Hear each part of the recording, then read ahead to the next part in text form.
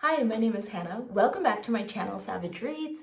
And to start out today, I would like to do a quick knitting update because I finished my cardigan. So I'm wearing it. I am really happy with how it turned out here. I'm gonna kind of turn around so you can see the back. It's just a really fun pattern and I'm actually really happy with it. And so I've got my sweater done and now I'm going to try to use some of my leftover scrap yarn to make a little project before I start in on the next big thing. So I'm just really happy. This was such a fun project to make, but let's jump into some of the books that I have read in the last couple of weeks. So this book was a recommendation from Michelle Lynn Reads, and I will link her channel down below. And this is The Last Story of Mina Lee by Nancy Joyoon Kim. And this book is actually really an interesting kind of heartfelt book. We have a daughter who her mother passes away, and the daughter is coming back to try to piece together what happened.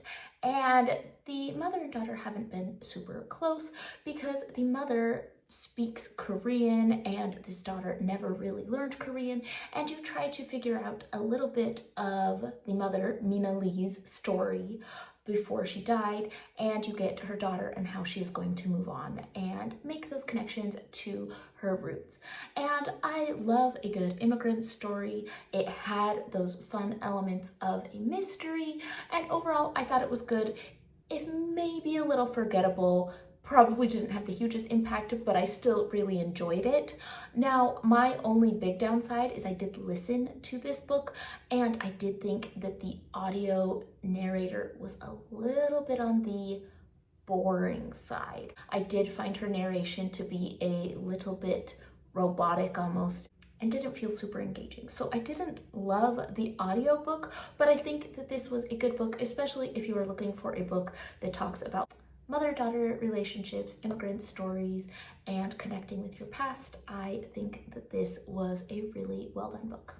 So this next book was a recommendation from Scott at Gunpowder Fiction and Plot, and this is A Family Matter by Claire Lynch.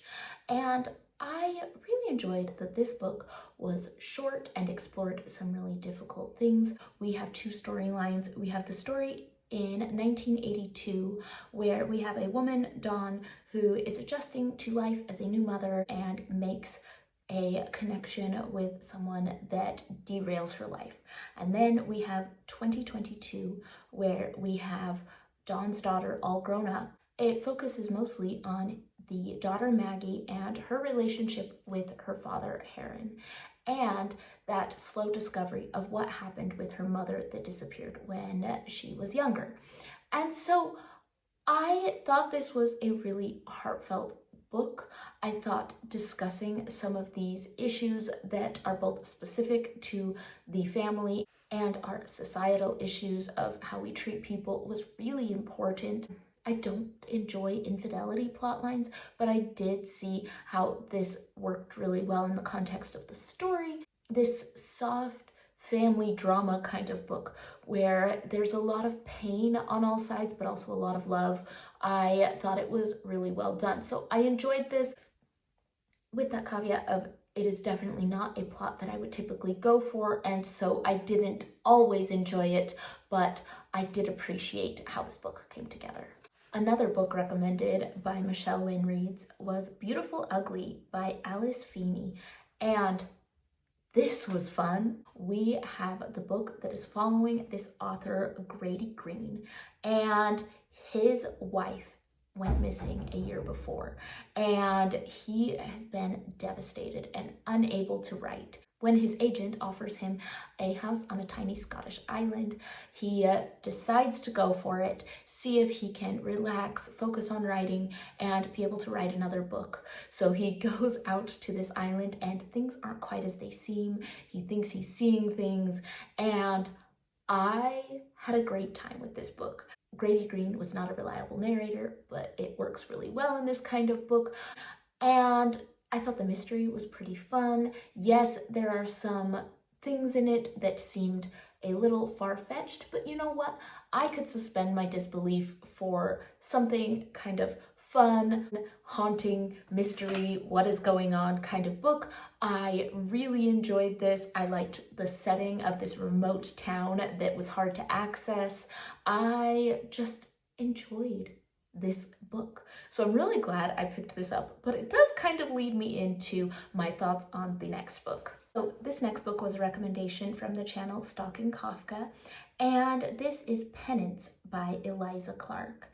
Now, this is a book within a book. So we have this book, which is a novel, but the novel is a book that a man was writing that is a true crime book. So none of the events in this book happened, but it is written as a true crime book. Now, personally, I do not like true crime books. I find them to be a little bit morally and ethically dubious, mostly because I think a lot of times they can re-traumatize victims.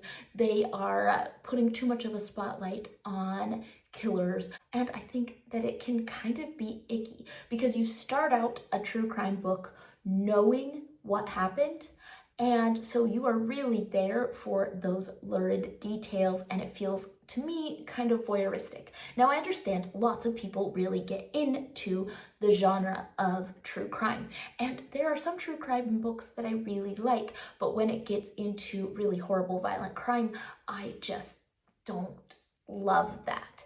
Now, I went into this book saying, okay, I know it's going to be a true crime book, but it is a novel. But I was surprised at how much those same icks I still really felt going through the book. I thought, okay, true crime is definitely not my genre. It might work for other people. I know I was talking to my mother the other day and she was saying it's so interesting to understand the psychology behind it. Lots of people like true crime. And she was telling me how she would never read a book like the last one I read, Beautiful Ugly, because it's fake and it's icky and scary, but the real crime ones are very interesting, where I'm very much the opposite feeling. So tell me where you land on that, because I think something that's fake, a fake slashery thing, can be fun and just lighthearted and not taken seriously. But if we are talking about real crimes, it makes me feel gross. So that is my preface on how I felt about this book, because this book was very interesting. It is following these teenage girls and their lives and what led them to this horrific murder. And the book does go into all the psychology behind them and all of these different things, but you can also tell that the author of the book is a little bit not trustworthy. There are some things that he is saying that maybe aren't that great. And I loved that at the end of the book, there's this kind of interview with the author where you see that, hey, the people who were involved in this weren't really happy with how they were portrayed in this book. They felt like you sensationalized things and changed a lot of the narrative. And so it makes you really think how much of this book, how much of true crime is true and how much of it is the narrative that is put upon it. And I thought that it was really a good book and an interesting book, and it made me feel a lot, but I didn't like it. Does that make sense?